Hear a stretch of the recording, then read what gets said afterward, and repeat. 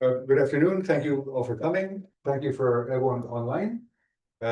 We have an unusual kind of presentation today, which is, I think, would. Someone's volume is on. Sorry. Can you both make sure that your computer volume is turned all the way out? Okay, yeah, you go ahead. So what we're presenting basically is two kinds of. There's some echo. Yeah. Yeah. Yeah. Okay, should be all set now. What we're looking at is the most recent research coming out of France is what it comes down to. Presented by two scholars who were one directly or indirectly connected with the EHESS. The EHESS is the higher school of social sciences, which for them also includes humanities, which is sort of like the place to be if you're interested in actual research career. Imagine an American research university, but without the undergraduate teaching, right? Instead, you're training PhDs for the most part, among whom is actually Aliesa, a graduate of the EHESS. Françoise Dassé is, I think, one of the preeminent scholars of contemporary Russia.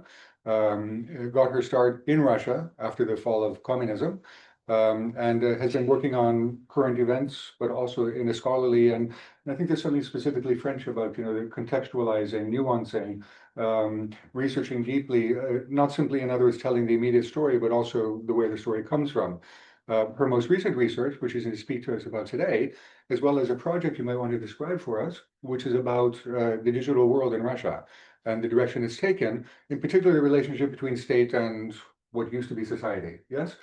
And how that's unfolded in Russia, which has interesting contrast to the way that power has been concentrated in the internet here, for example, in a different location.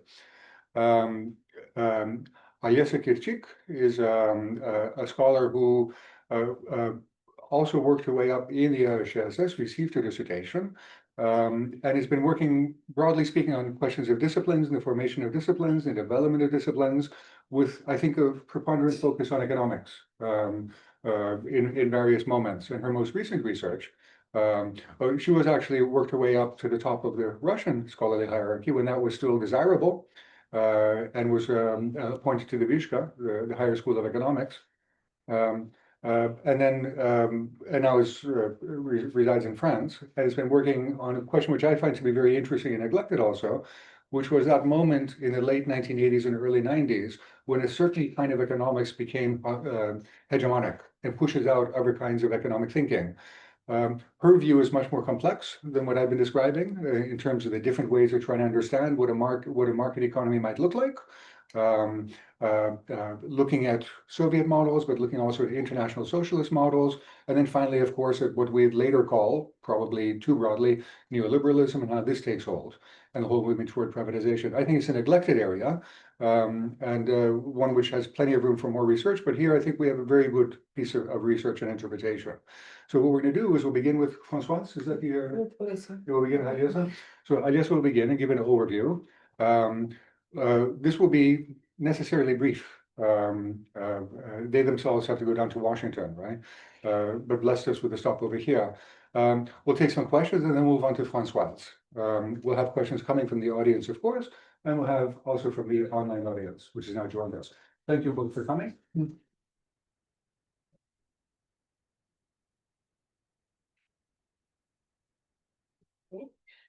Thank you, Yanni, for presentation and for inviting us here. It's a real pleasure to be here to talk about my new book, which looks like this.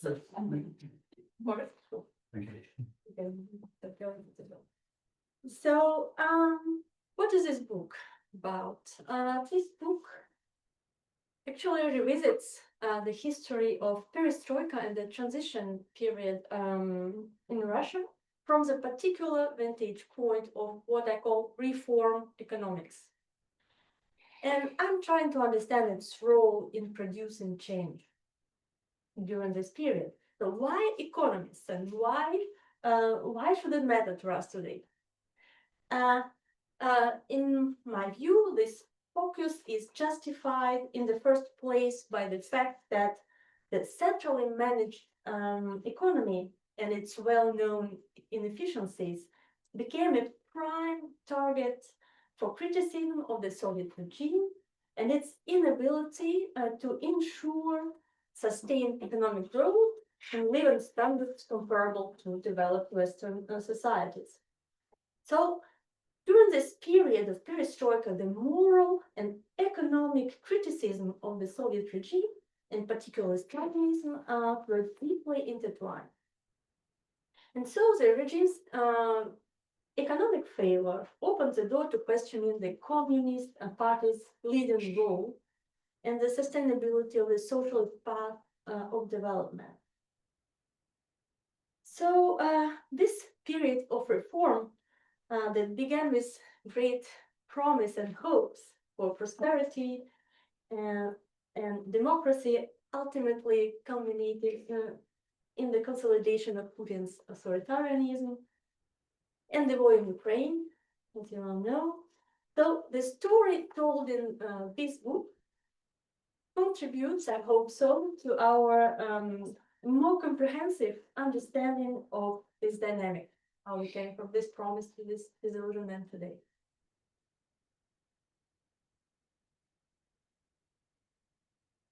So, this book has in particular an ambition to clarify at least two puzzles that related to the origins and the dynamic of the process of transformation, which began during perestroika. And my dissatisfaction with the existing answers to these puzzles provided real impetus to this research and writing the book. So the first puzzle concerns the reasons for abandoning the socialist project in the Soviet Union. So was it an inevitable consequence of some objective factors, like the collapse of oil prices in the second half of the 80s, like some economists and analysts pretend?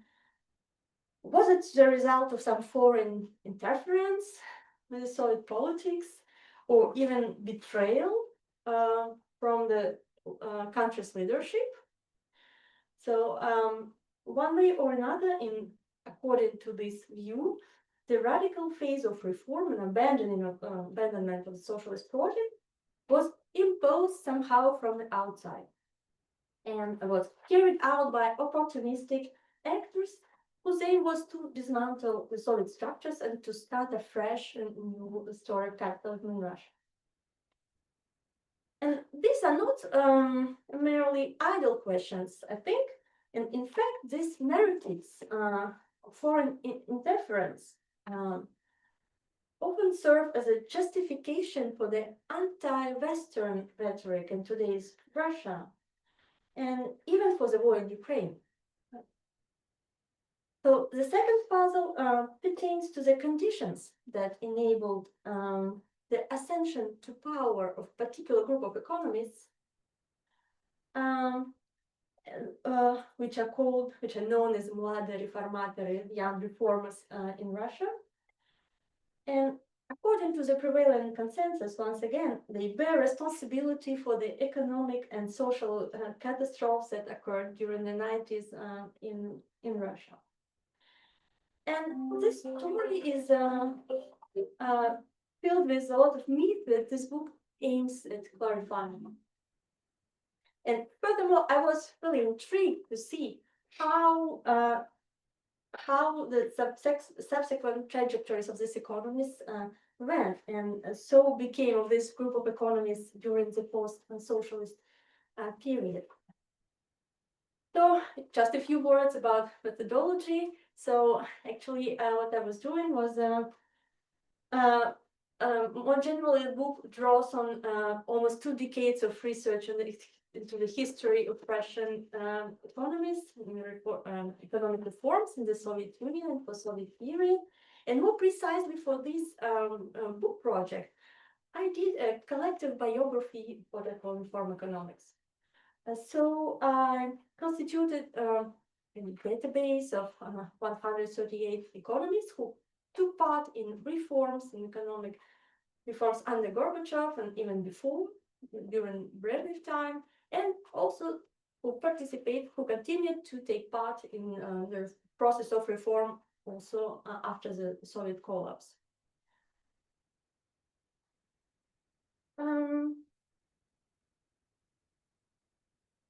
So how this book is organized, very briefly, there's a few chapters which trace the trajectories of these economists first during the Soviet period. Then, so I'm trying to analyze the formation of this reform economics during the Soviet period. Then a few chapters dedicated to perestroika and as the accession of economists into government, and then the role and trajectories of economists during the transition, during the after in the post-Soviet period. So in the first chapters, I show that the Soviet state's activities in organizing economic expertise, which aimed at reforming, or if, to use the language of the time, to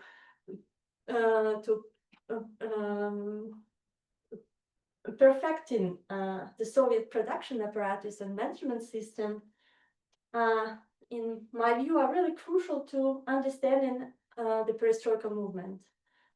And these efforts were at the origin of the formation of a quite large reformist milieu, bringing together academic experts in economics, party ideologies, and bureaucrats. And that's why I'm talking about the sort of academic bureaucratic nexus, or sort of symbiotic relationship, which indeed produced the framework of perestroika. Then the advancement of perestroika allowed for new job opportunities and social and public roles for economists that I studied. So following the political liberalization in the late 80s, these economists became deeply involved in the political and public arena of the Soviet Union. And this involvement was a radically new situation in the Soviet Union, where before this time, the public discourse was very strictly controlled by the regime. And so the lifting of censorship and the advent of the democratic press during the 87, 88 enabled the wider circulation of this economic expertise, which was already there for many years, but was contained to closed networks of experts and administrators. And this rapid pluralization and radicalization of positions on economic reform became possible and led to the consolidation of the belief that the market was the sole solution and legitimate objective of the ongoing transformations. And so this rise of economists to government at this period was marked by a dual process of extreme politicization of the economy, of economics, and also economization of political debate. And the analysis of this reform economist evolution show that while they initially advocated some gradual reforms within the socialist network framework, so many of them became proponents of rapid transition to market economy and capitalism after 1990. And notably, those who advocated for moderate and then more radical positions were often the same people. I think it's a really important finding of this prosopographic research, because often in the existing literature, they were depicted as two different groups, like related to Gorbachev first, more moderate, and then related to some foreign experts, sort of Chicago boys coming to Russia, like imposing this vision of radical transformation and capitalism. But in fact, I see that many of these actors are actually the same people. So the real puzzle is how this radicalization occurred in such a short period of time. And so I'm doing very careful, fine-grained analysis of the dynamics of this critical juncture, 89, 91, during which period this radicalization occurred. And this critical juncture is really pivotal to this investigation and explains the emergence of the position and identity of radical reform. To my view, several factors coincided at this time that were responsible for this generalized crisis of the socialist system, including the rapid degradation of the Soviet economy, an acute crisis of the consumption market and public finance, public budget crisis. But at the same time, I think political factors were really the most important ones. In particular, the autonomist aspirations of former Soviet republics, but also this movement, anti-communist movement in Eastern Europe, all of this. And importantly, the market was, as a result of this critical dynamics, that's really within this critical dynamic that market and capitalism was considered the only alternative to socialism and almost a miracle solution to these serious problems. And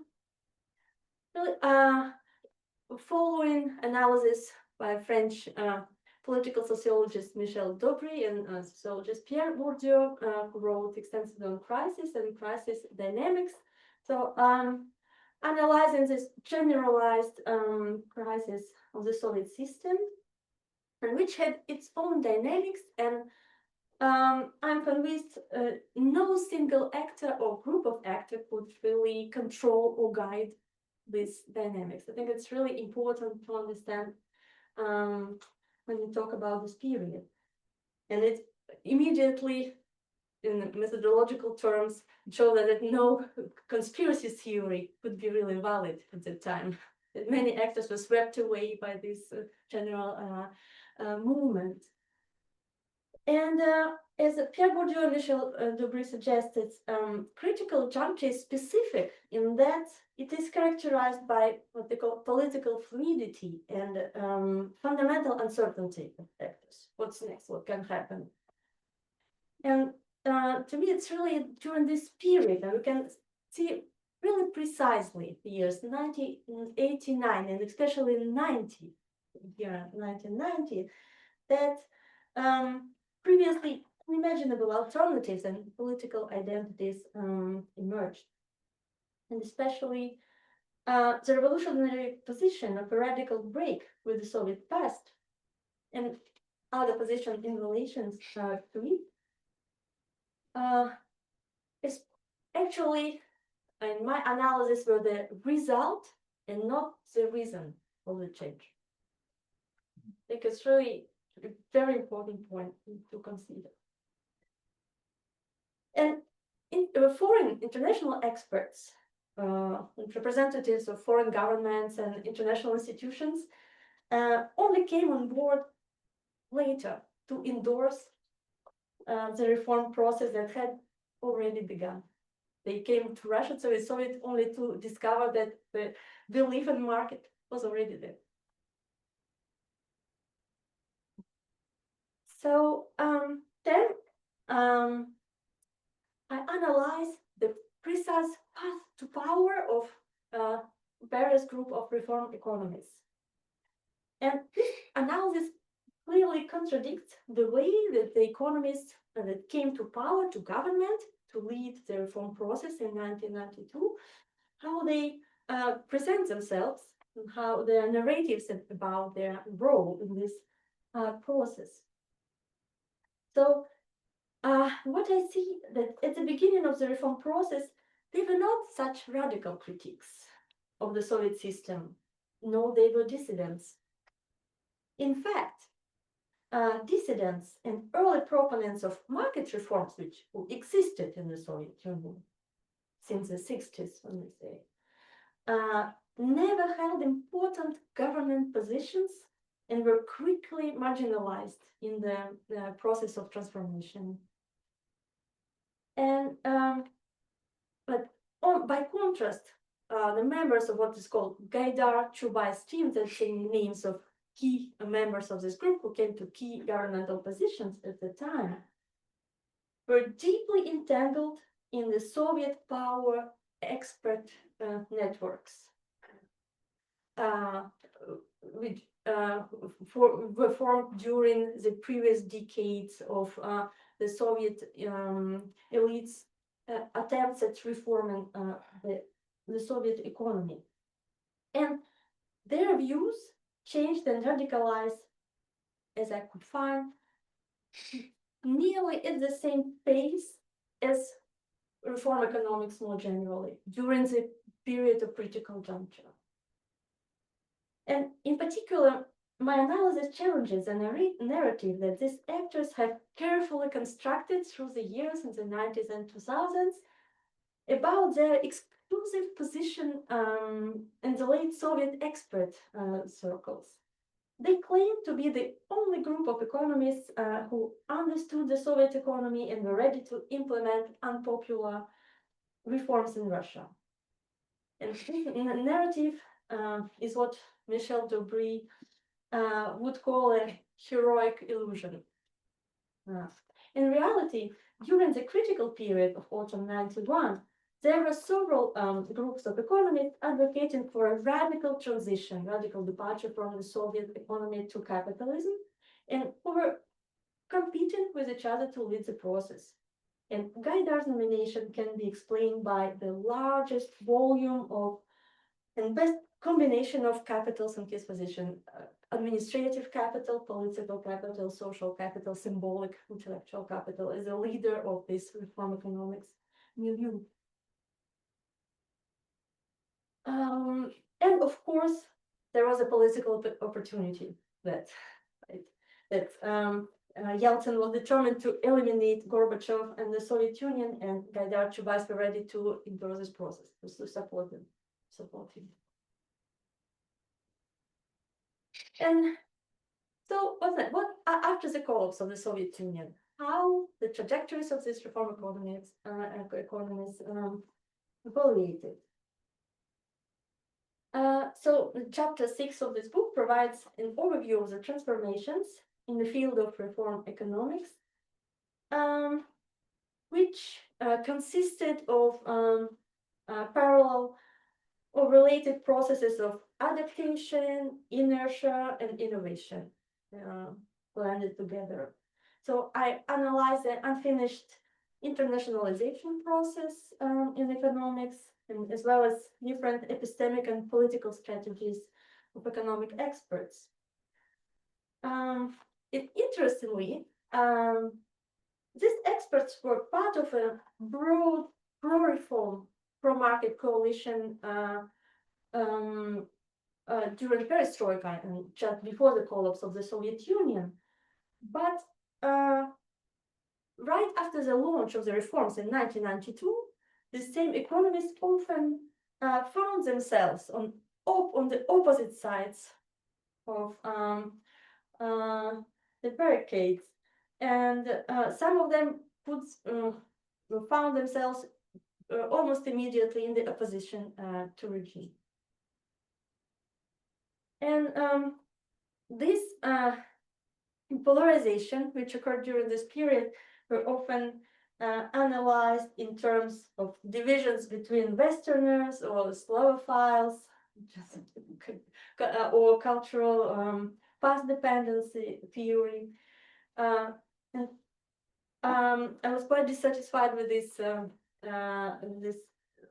conceptualizations, and I rather described this new state of the field that emerged after the crisis was resolved. So actually, the new positions which emerged and were crystallized during this period, but cannot be associated with just historical positions that we know, like Western Edis or Slavophile. So I analyze the emergence of these positions and oppositions based on two processes of adaptation to new emerging institutions, or what we may call regression to habitus to the previous period.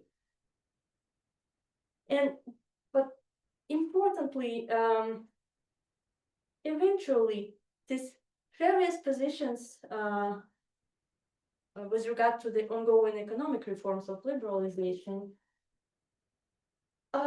gradually converged.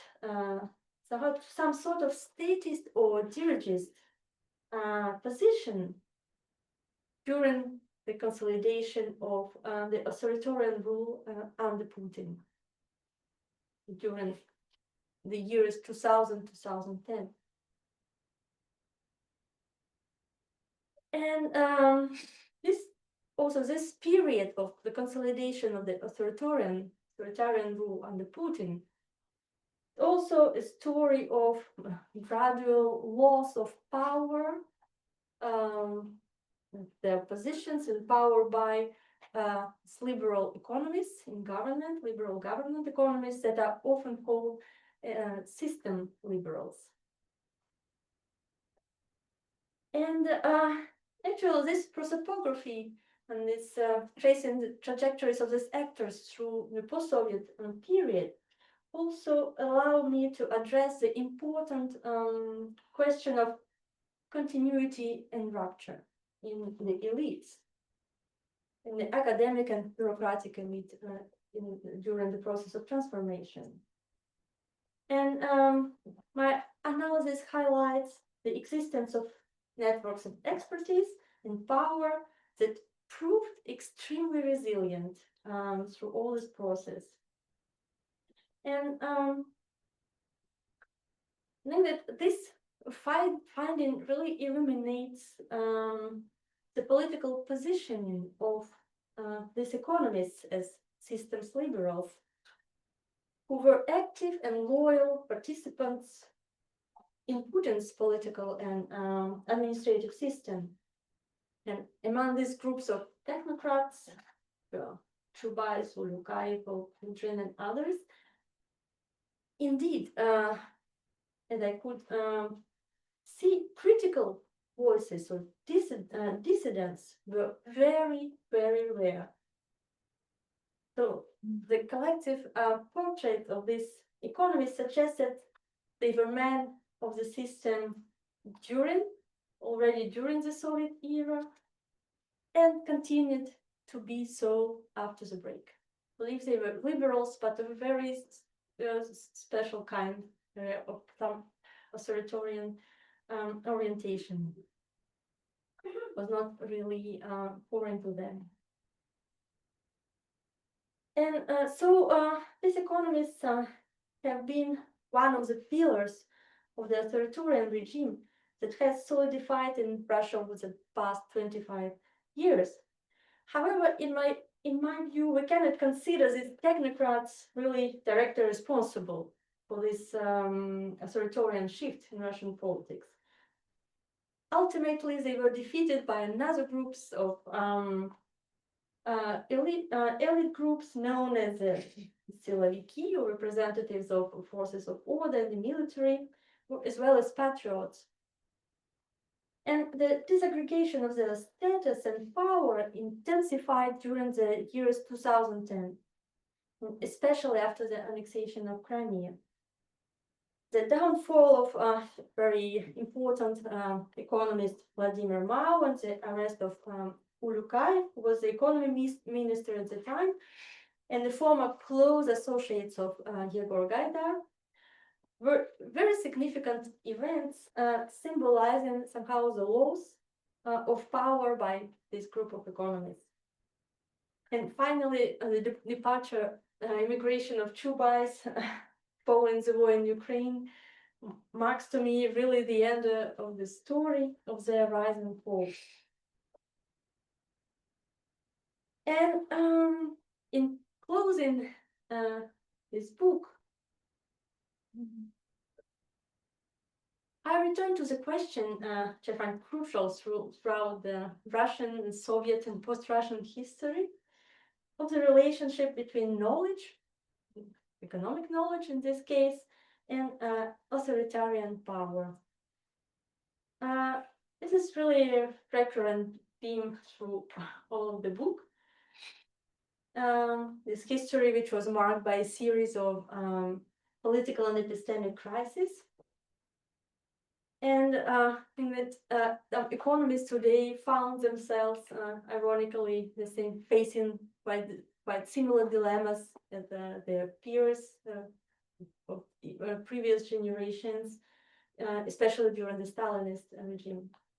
And figures like Putin's central banker, Elvira Nabiullina, came from this milieu of reform economics, or Andrei Belosov, who became the Minister of Defense. Very good examples of these such trajectories and such positions. Really, we see these figures caught between various imperatives like professional ethics, personal ambition, and fear of political repression, which are really typical of the problem. However, I wanted to end my book on a positive note, even though today's events clearly suggest otherwise. The experience of the Soviet Union is, to me, an example of a failed technocracy that could not reconcile its scientific and rationalistic technological ambitions with its repressive nature. And as the experience of the Soviet Union shows us, such a regime is really unsustainable in today's global landscape. So this gives us hope for change. So thank you. Thank you. So we have a good 10 minutes for questions and conversation before we move on to Francoise. I mean, this is a lesson in humility. I thought I knew things about this period, but it never occurred to me to look at the crisis first and the market later, right? And you're reversing our usual thing about it. And it's a pity. I like conspiracies, but you're not giving me the chance to appreciate it. According to you, there isn't one. Makes sense. We'll begin though by coming to the audience here, the physical audience. If you have questions or comments. Yes, Yana Skarbogatov. I do Soviet history at Columbia University. Thank you so much, Elisa, for this really fascinating talk. I look forward to reading the book. One term that you brought up in your talk that I just want to hear you talk a little bit more about is this term economization of political debate during perestroika. And I wanted just to hear about how you calculated that or how you observed that. Was it just you were just constantly seeing public debate in the newspapers and the kind of the more open press during the perestroika? Was that what you were seeing? Did you quantify? I mean, not to be too, numerical about things, but I imagine that you could also probably quantify like how many newspaper articles dealt with economic questions and how that's different from pre-perestroika times. So I was wondering if you can speak to that, how you observed that. Yeah. So, very good question. Economics, really, we can see that during the 80s, economics changes its place in the bureaucratic apparatus and society, broader society, public space. First, it becomes more important in the administrative networks. That economists who were just advisors begin to be associated to They're creative ways. Economists begin to be associated to decision making, which they were never before during the entire Soviet Union, since the consolidation of power by Stalin in the 30s. And they and this is one thing, but also, as I said, that perestroika brings a new public role for economics, and that's a really crucial change for understanding what's happening. And economists publish papers in general public, it's newspapers and the thick journals at the time, and copies are read by millions of Soviet citizens. They're becoming real leaders of opinion. It's quite incredible thing during perestroika. And then when I'm talking about economization of political debate, that when you read official documents or speeches by Gorbachev and other leading figures of the Soviet Union at the time, numerous social political problems are reformulated in economic terms more and more, and especially during the critical juncture 89-91, everything is economics, and even the relationship with Soviet republics, right? The first step for autonomy is their financial autonomy or fiscal autonomy, right? Their capacity, the right to spend their money in the republics, right? So of course there are also moral criticism, like moral arguments of the failure of the regime and its past crimes, especially during the Stalinist period, the crimes against peasantry, mass repression, also very often also part of the economic history. So the economy, politics become really tightly intertwined together. It don't go one without the other. During the short period, it changes afterwards. Yes. Hi, my name is Alexander Berdichin. I'm from Media Zona, a Russian news publication that is, an independent news publication about the criminal justice system. I wanted to ask a question. You're describing the late Soviet period as a sort of a situation where there was a lot of ideas, debates between economists, still embedded within the system and still not questioning the system itself. These days, these people or people who are inheriting the same kind of views, the same kind of modes, they are existing in the atmosphere of political disengagement, political economic, I guess, debate disengagement in general in society. Would you think that what helps them today was the internationalization of knowledge through internet, through other information sources, or is there a distinct lack of that sort of debate? Really, I think you mean today in today's Russia right now? Yeah. Okay, we can edit. We made it two movement right when we came to authoritarian, almost totalitarian these relations between economic knowledge and society, broadly political regime. No debate is possible in today's Russia, and I think even in the economic debate at the university research centers, I think that everything is really we're quite near the Stalinist period, even if it's not even the Brezhnevian one, not even Andropov, really something really more authoritarian though. If there, I mean, it's difficult to say. Of course, there's internet, globalization, internationalization, but at the same time, you know that scholars, especially those who stayed in Russia, also are not really welcome. It's difficult to sustain even professional academic relations with their colleagues outside of Russia, like, especially in Western Europe and the United States. So I think that people who stay now, it's very difficult to know and really observe what's going on. But I think there's a different situation that we know that some people are there to regime, others are just like during the Soviet time, just trying to preserve themselves in their research and just not to go public about what they think and what they're doing. Attending the new perestroika, probably new glasnost. We'll see. It strikes me. I'm afraid this will be the last question, and it will be mine. So the first part of what you're describing is that sort of cohort interpretation of how a group of people move through time more or less coherently, right? It reminds me of Stedman Jones and the Masters of the Universe, the book about the Chicago School, and have you read that one? It's a conspiracy book, right? Okay. You know, and maybe it was actually, sort of it's more plausible, I think. And I wonder how much, in what ways they cohere and from when, beginning and when. I mean, is it at university seminars? Is it at people's homes, in their kitchens? That's the first part. And these are also just observations. You can answer or not answer. But the other part is your narrative, sort of the aesthetic narrative of how this unfolds. Reminds me a little bit of the revisions to the French Revolutionary narrative. Yeah, Yes. okay. So you begin with the crisis, which is not meant to go somewhere in particular, right? Mm. And then grappling with the crisis, which in France at the time was a fiscal crisis, stumble into a revolution, the people, a republic, never intending to do so.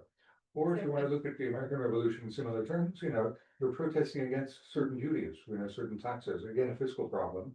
And before they know it, they're demanding independence, but they never intended to. In 1775, these were not revolutionaries, right? Mhm. Is this the kind of narrative you're adopting, a revolutionary narrative, in other words? Yeah. Mhm. Very quickly. I think that, yeah, this ideological evolution towards criticism of the Soviet economy and Soviet approaches to economic management had really many different places. It's really interesting. I think that it also helps us understand in this dynamic that it's not just one place, just one academic institute where you had very progressive advanced scholars who thought, oh, okay, it doesn't work, we should go to some market. It's really, when you see that this real plurality of places, not only the academia, of course, the Academy of Sciences, of course, it's a main think tank of the Soviet Union, of course, but also in at the ministries, in research institutes of Ministry of Labor, of the Economy, Gosplan, everywhere. I mean, you find this sort of activities and places where people begin make research and discussing these issues, and in more and more radical forms, right? And I think that they really finished by being really convinced by much more, not really by theory, like Hayek, Friedman, or I don't know, whoever, but their own experience of thinking and implementing reforms. They were in many ways, right? Trying different solutions. So I think that it's more likely that it happened. And then, of course, yes, I had about the revolutionary process. Absolutely, I had in mind this work of historians and the French Revolution, and really, it's incredibly similar in this Soviet Revolution. Right. Really, that when I say that, really, this identity in many points, there are very striking similarities, homologies in the process. So I really endorse this revolutionary process. Yes. Revisions for- Yeah. Okay.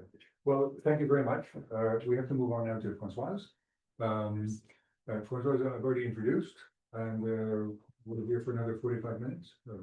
So can we share my screen? Okay. Okay, thank you. Thank you for giving us the opportunity to present today. Thank you very much, Shani, for inviting us. And my presentation will be in echo. I'll try to, yes, I hope to be an echo of Olesia's presentation, and I will now focus on Russia's digital trajectory from promises to disillusionment. And my presentation today will be based on a book recently published, which is this book, Digital Authoritarianism in the Making, Repression and Resistance on the Russian Internet. This is a collective book we edited with my colleagues, Benjamin Lovelock and Francesca Musani, and you have the list of authors who contributed to the volume. And what is great is that the book is open access, so you can read it online, and here is the link to access it. As an introduction, maybe I can. Okay.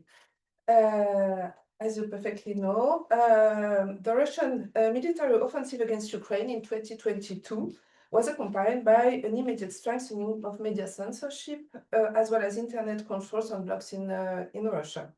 The enlistment of the internet in the service of the warlike policy of the state accelerated suddenly, and we observed a brutal tightening of the network of controls and constraints, which already weighed on both the actors and the digital infrastructures. The law was amended in a more restrictive way. Russia blocked international social media platforms and strengthened its control over local digital players, and foreign digital operators had to leave the country. And the main question of the book is, how did we get there? How did this authoritarian dynamic become possible in a digital space that was free in its beginning? And this is what we were interested in. So my presentation today will be organized in three main parts. The first one will be a step back to the hopes of the internet at the very beginning. Then I will discuss network oppression in the 2010s, and then digital authoritarianism in the context of war. The development of digital technologies in Russia, but also in other countries, of course, first raised hopes of a shift to so-called internet democracy. It was invested with the power of liberation, which culminated at the time of the Arab revolutions, where digital technologies were widely presented as a vector of democratization. The internet has long been perceived as the very incarnation of liberal values of individual autonomy, transparency, openness, and distributed collective organization. The network model was opposed to hierarchical and state-centric paradigms. And this story was also observed in Russia in the 1990s. And the research begins maybe not at the end of Olesia's stories, but in the same context of what was presented by Olesia, I mean the reform of the 1990s. And unlike the Great Firewall in China, the Russian internet initially developed freely in the context of perestroika, glasnost, and so-called market transition. One of the first network provider was called GlassNet, which was a computer network users association. Of course, GlassNet is a reference to glasnost, and even some observers spoke, but it was in the 2000s, of glasnost 2.0 to describe these political and economical effects of the internet. Internet in Russia developed in the context of brutal economic deregulation in Russia in the 90s, which affected, of course, the population standard of living, but gave free rein to the first innovators of the Russian internet. At that time, the political context remained open to international collaboration, so we observed all these international connections, allowing the movement of people and digital goods. Of course, at that time, Russia was already at war against its own parliaments in 1993, against Chechnya, 1994-1999, but the public media space and the digital space remained more or less free. After, in the early 2000s, the Russian web and its openness to the world raised hope of democratization and offline mobilization. After the election of Vladimir Putin to the Russian presidency in 2000, Russia entered a political digital paradox of half freedom of expression. On the one hand, we observe the rapid development of a free internet, and on the other, the strengthening of vertical and authoritarian political governance in the country. At the end of the 2000s and the beginning of the 2010s, a large movement protest, you remember probably, took place against electoral fraud during the parliamentary elections in the winter of 2011-2012, which embodied the civic potential of the web and benefited from the development of mobile applications for international and national social media. And this was also the time of the Arab Revolution, so internet was considered as a network for a democratization and liberalization of authoritarian societies. But in Russia, in the early 2010s, after the protest, increasingly strict government regulation undermined online freedoms. Russian legislation became more cumbersome, illustrating the government's desire to establish national control over a digital arena that had been that until now eluded it. And citizens were encouraged to rally around the patriotic and reactionary discourse of the authorities, or were reduced to marginalization. In Russia, internet offered new repressive opportunities in a global context where we observe a democratic decline. So our story about the internet in Russia is not quite specific to that country. I mean, the digital delusion is and disillusionment is common to many other contexts. The notion of digital authoritarianism has emerged to describe the use of information technologies by authoritarian regimes to monitor, repress, and manipulate societies. Exercising control over these new spaces of information, expression, and mobilization, which requires states to adapt to their specificities, requires a certain number of resources and skills, and offer new repressive tools. What was interesting for us in the book was to discuss this concept of network oppression. The detour through the digital world allows us to escape from the dialectic opposing the personal dictatorship of the leader to the atomized people, because we consider internet offers the opportunity to think about network oppression. And this is a reference to the work by Tetiana Lokot. Internet favors the tightening of the many nodes of the web to endanger the digital and physical integrity of critical citizens, and the distributed and plural constraints that crisscross the digital space are articulated at various scales and in various places in the service of the liberal project of the state.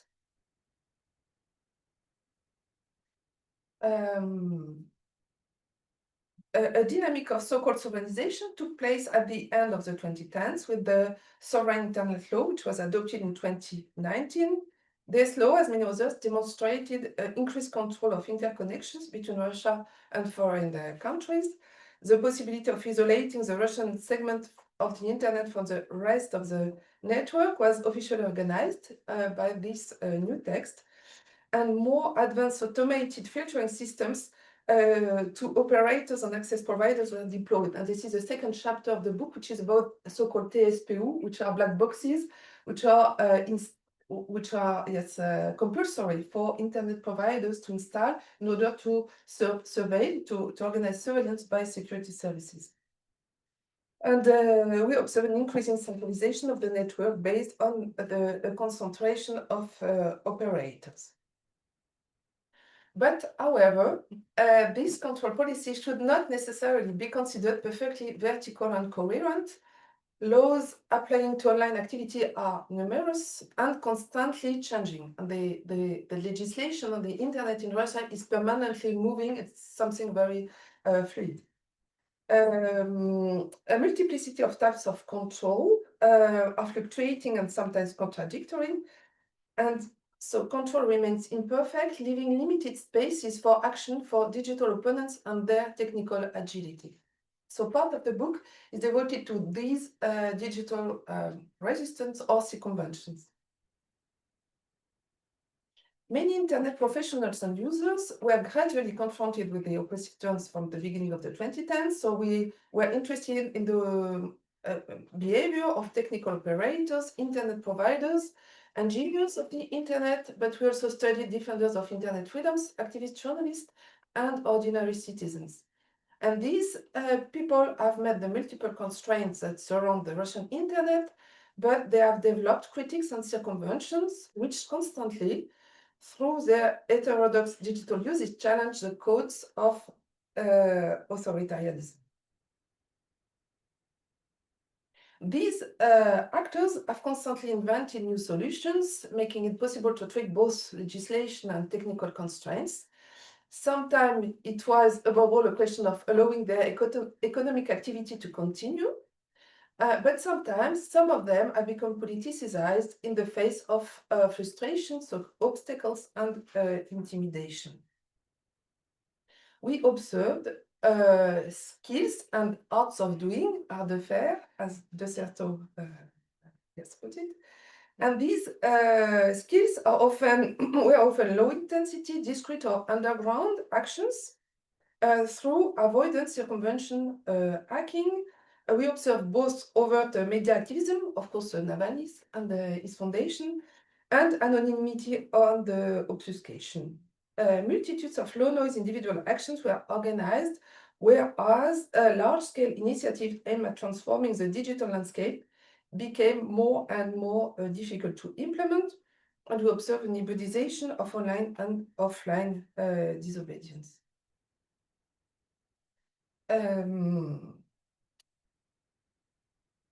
But what was interesting was to observe this form of disobedience and circumvention, but their rise to political generality was generally unheard. Among technically skilled users, few claim political engagement in the public sphere because it's too dangerous, of course. And on the contrary, most of them consider that they do not engage in politics. Faced with authoritarian obstacles, we observed a process of avoiding politicization, and it was obvious even before 2022.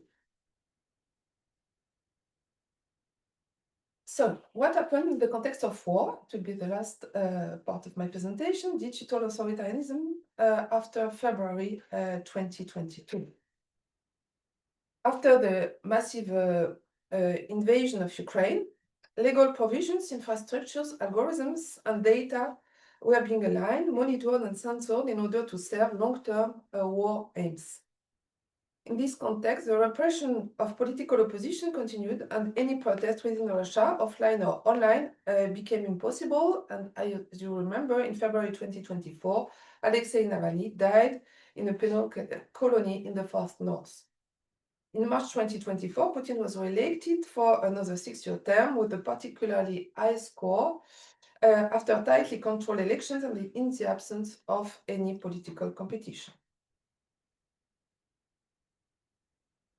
After the invasion, international sanctions were adopted against Russia, and in the era of digital transformation, the structure of economic sanctions has evolved from traditional trade embargoes to sophisticated digital sanctions.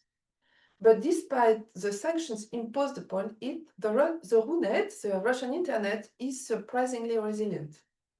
The reorganization of the Russian digital space has benefited Russian companies, probably you know them, Yandex, Vkontakte, Sber, which now have more or less monopolistic access to the domestic market. And the resilience of the Russian internet can be partially explained by the tricks of players who circumvent constraints. And this even includes now official actors. So the tricks we saw before 2022 are now expanded to official actors who try to also circumvent sanctions and constraints.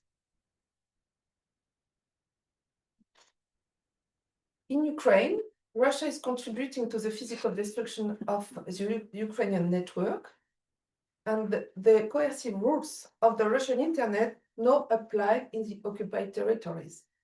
Regulatory bodies such as Roskomnadzor, probably you know Roskomnadzor, yes, which is the agency for control on communication. Roskomnadzor opens subsidiaries in occupied regions to enforce Russian digital laws. And according to Reporters Without Borders, the Russian forces are colonizing the Ukrainian digital infrastructures and are installing their telecommunication company in southern Ukraine. Beyond Ukraine, digital authoritarianism à la Russe can be characterized by its ambitions to export and establish itself in countries near and far. And the Russian authoritarian model is being imported to countries where political pluralism is under threat and where local control measures are already in place. And the success of Russian digital surveillance and censorship is probably based on its relatively low cost and low tech characteristics and adaptability to a wide range of contexts. And this is probably a major difference with the Chinese internet, which is more costly and technically more advanced. Sorry to the Chinese internet.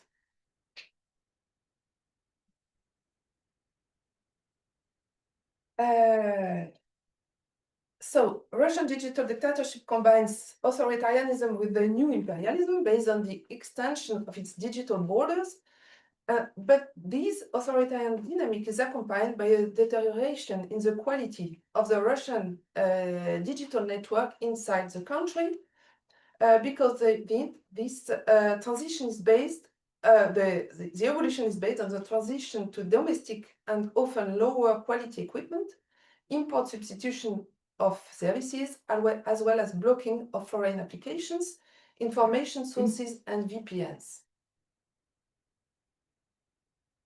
So, as a conclusion, Russia's trajectory illustrates these trends from a promise to disillusionment, and maybe this is an echo to what Olesa said about the economic trajectories of Russian reforms after the transition of the 1990s. But I do not want to end on a too dark note, as Olesa wanted to give maybe some kind of, not optimism, but try to reopen the discussion. And I wanted to underline that maybe a digital Russia in exile is emerging, made up of political activists, workers in the digital sectors, so-called айтишники, independent journalists, and tens of thousands of exiled citizens who feed and use resources and content of an alternative Runet abroad. And the question now is this a solid and sustainable counter model for the future? And of course, the question is open. Thank you for your attention.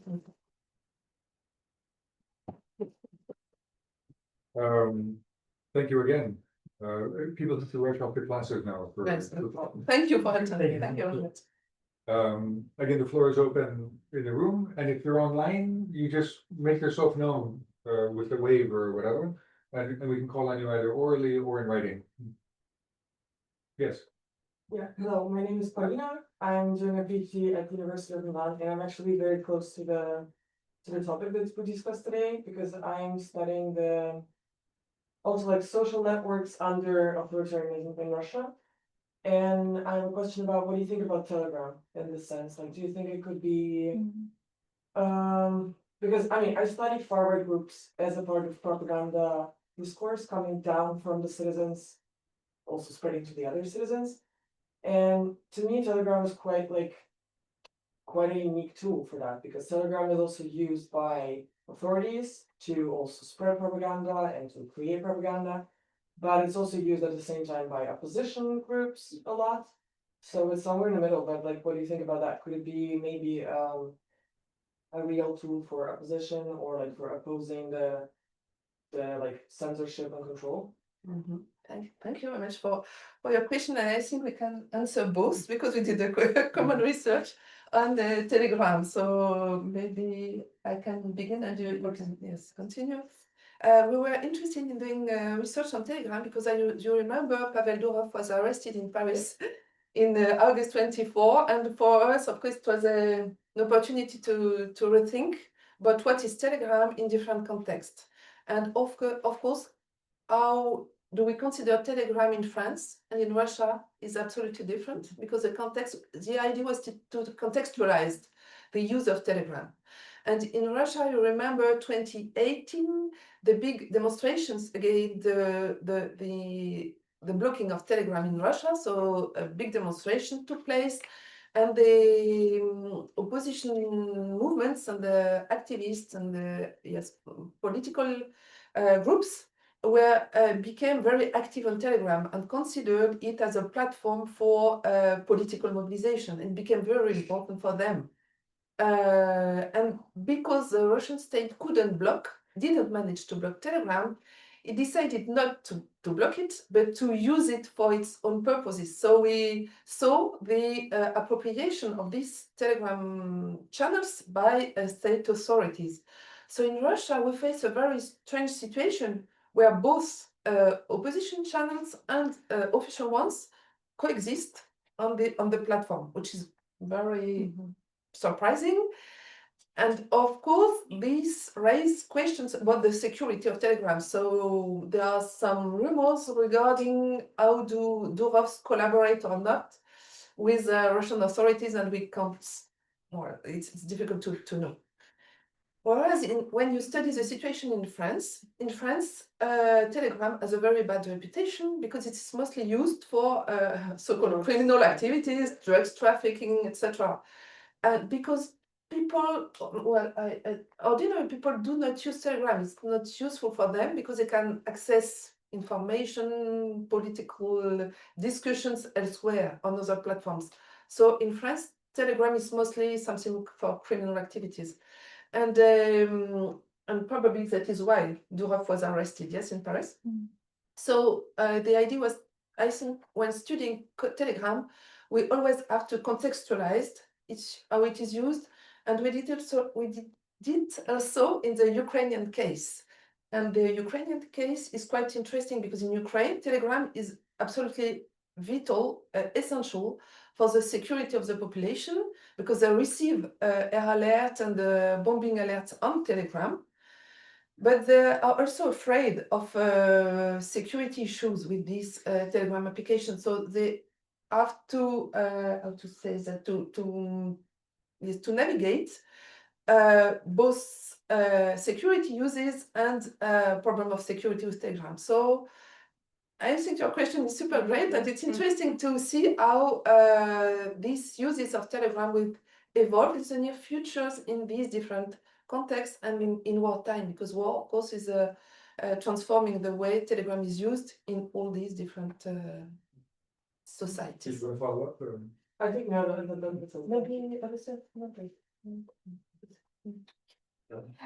I was really interested when you were talking, Francoise, about how, in some ways, despite the economic crisis of the 1990s, and as you mentioned, I think really nicely, the kind of constant continual wars that were waged during the 90s, actual political or real wars in Chechnya, that despite all of the kind of the crisis of that decade, you see a lot of innovation and perhaps, I don't want to use the word freedom, but like an openness to the internet, where like people were able to really play around with and kind of build on the Russian internet. Why exactly was it the case? Like, how can we explain that? Was just that the Yeltsin's government didn't really see the internet as a space worthy of control, or it maybe wasn't the future that, we obviously know it became. What was it? What led to, like, why was there this kind of great space during this otherwise very difficult time for so many other kind of public debate, public spaces? Why was this a great moment for innovation? Thank you. It's a very, yes, good and great question. And maybe to answer it, I need to come back to the development of cybernetic networks at the Soviet period, and the work by Olesta too, because I didn't quote this book by Benjamin Peters, maybe you know, which is How Not to Network a Nation, an easy history of the Soviet internet. And Benjamin Peters, in his book, documented the development of the Soviet network, which failed. But however, many no, you don't agree with him, but which didn't which didn't which didn't develop in a special Russian network. But however, many Soviet engineers, research centers were very active at the end of the Soviet period in this field of cybernetic research, cybernetic networks, network buildings, and yes, so they built something which was very important at that time. So when the USSR disappeared, however, in the Russian, post-Soviet societies, a network of engineers was ready to develop something and to work with all these new technologies. So these the first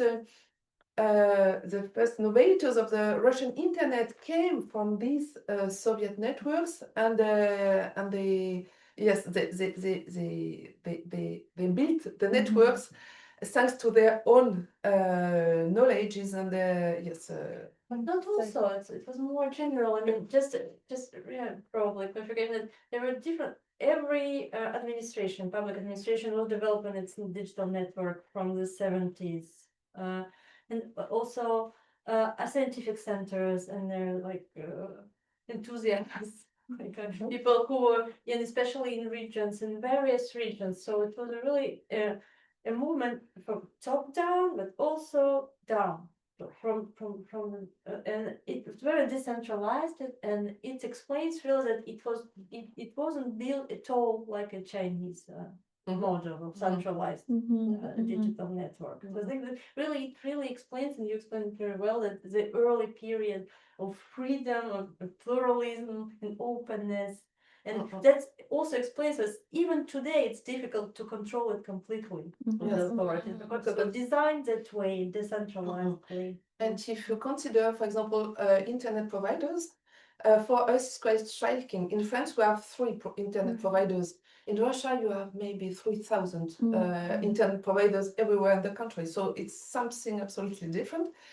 And in the 90s, these people who were engaged in developing these first networks, of course, they connected with foreign partners, and they began importing computers, for example, and journalists began to enter to develop interest for these new technologies. So the first online media appeared in the 1990s with these computer networks.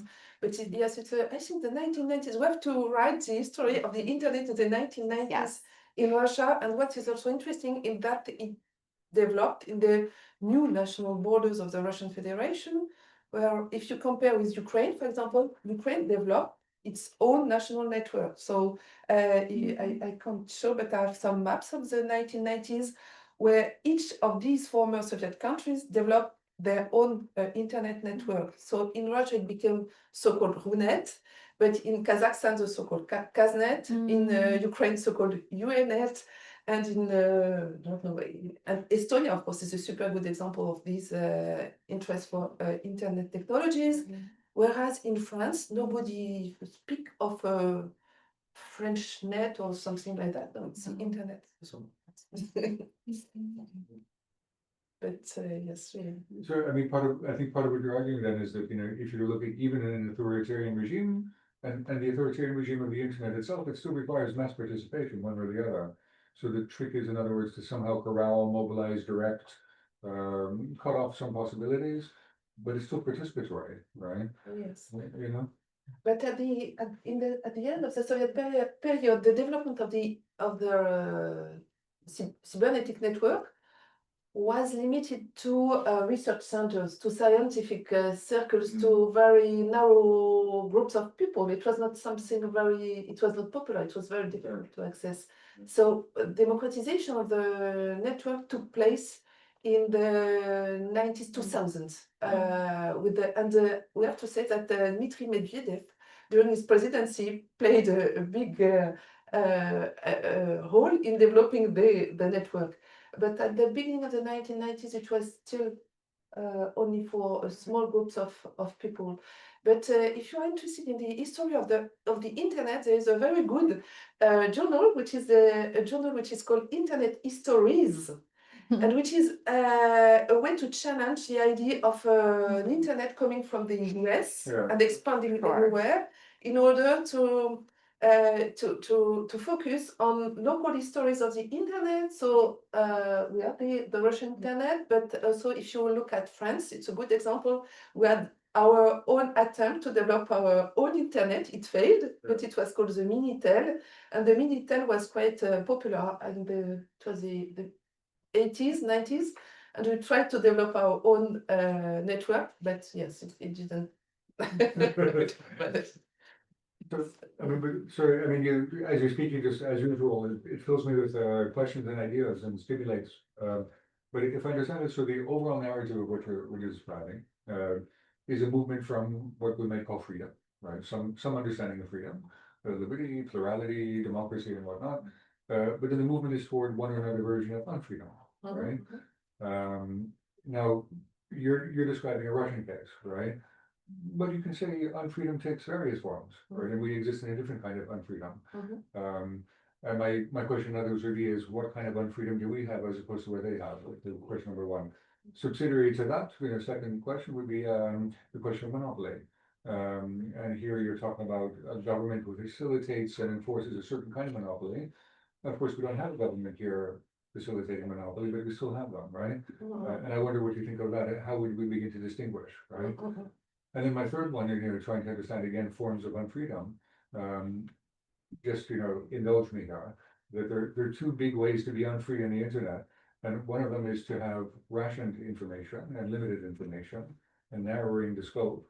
And the other one is to overwhelm with this information until we're drowning and can't make sense of it anymore, right? Just a thought, right? It's super great question. No, it's important to have this discussion and debates. I can't answer everything, but I think it's really important to focus on these questions of what is internet and freedom now. And my argument is that what is interesting here is that this unfreedom is distributed among many actors. It's not something very vertical centric. It's everybody is embodied in this, is embedded in this internet and freedom. When you accept to give your data to your internet provider, to your internet platform, to digital, don't know what tools, you are embedded in this and freedom movement. And in the Russian case, what is interesting is that this distribution of digital constraints is very large. I mean, almost everybody is participate in this unfreedom movement, accepting to give his data to Yandex algorithms, to contact or I don't know what. And the interesting case now is the development of this new messenger, which is called Max, which is a new messenger which is supported by the Russian government, and they try to develop the use of these Max applications everywhere in the countries, and they ask school children to register on Max, parents, of course, members of the administrations, and everybody has to register on Max. And by registering on Max, everybody is embedded, yes, in this so-called digital network, digital oppression. But of course, we can transpose this distributed oppression in other countries and in other contexts where digital actors became political actors too. So this is of course the case of the big techs here in the United States. And it's also interesting to study these questions from the European point of view, where the European Union is trying to regulate all these private digital platforms, but it's quite difficult now. It's quite almost impossible. Digital sovereignty. Digital sovereignty, yes, became more and more difficult to implement. And thank you. It's very important to. Maybe you want to. No, I think that it's really important vision that not to say that authoritarianism is only confined to so-called authoritarian regimes like Russia, Iran, or China. I mean, this forms of digital and freedom or constraint or control exist everywhere in various forms, like in big tech, of course, which is surveilling, also harvesting data, analyzing it for its own purpose, and so on. That it's not open, transparent. But also, you said that I think that there is also when I think it's related to your question, Yana, as well, that there are also like more larger epochs for internet. It's not only in Russia in the 90s. Internet is thought of as a space of freedom, with free speech, expression, commerce, and anything everywhere. Like internet's in Europe and in many other places. And then today we have more the concept of sovereignization and securitization of the internet, of course, in more explicitly, most stronger in authoritarian context, but also in European Union and in United States and other countries all over the world, right? So it's like big trends, right? It's affect different parts of the world. And maybe yes, if I can continue, yes. what is fascinating in the 1990s is that these first innovators of the Russian internet were fascinated by libertarian ideology. I mean, you can find one of the first websites in Russia was called Libertarium, and Libertarium published all the libertarian text from translated libertarian text from the US in Russian, and they were fascinated by these libertarian movements. And there is something very surprising, yes, when we, of course, when you think about the history of the internet here in the United States and what we can observe in the Russian case, though this idea that general freedoms, but deregulation will be the solution to all the problems. No state, almost no state, only for security, but almost no state and absolute deregulation. And the first actors of this Russian internet were very convinced by these libertarian liberal models, and it was also a way to disorganize everything which would be something like solidarities or even professional trade unions. Trade unions were just impossible to think about trade unions in this digital sector in the 1990s. And if you study the Russian media or the Russian internet in the 2000s, they were absolutely not interested in all these social solidarities. And they consider that, of course, everybody can work with almost no social rights. And there was something quite, obvious in this deregulation process, and which hampered the possibility of collective action. Because if you have no social networks to support you, it's very difficult to act collectively to protest against this the authoritarian. And that's what you're referring to with the idea of the atomization and the leader, right? Yes. And the internet provides them a third way. Is that Yes. of forming solidarity, virtual solidarity? Yes. So, but it's. Do you remember the libertarian text that they've posted on the? What? No. Hayek. Oh, it's Hayek. Okay. The classical. I was wondering if it was like Ayn Rand or something. It was Hayek. Okay, but I can give you the link. It's quite fascinating, still online.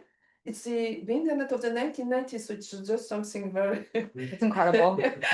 But you can read the text. It's a group of a few people. It's a group of a few people. There's 3 or 4, and they were translating themselves most Yes. of the text. Oh my God. And they were influential because they were also linked with someone with one of the considered the godfather of the internet. He died a few years ago. What's his name? You remember who built it? Well, but yes, they were. It was this network of the first internet developers in They Russia. were economists, not sure. But anyway, of course, it is this ideology, of course, it was. No, but they were influential interested in at the this. time. Yes, ideology. I remember very well in the early 2000s, the early years of Putin. Part of the rhetoric was, and you'd hear it from your Russian colleagues, and you come from the US or you come from Europe and all that, but in Russia we actually have real freedom because the government will control certain things, but they leave us alone in the rest of our life. And among the issues they listed was the flat tax.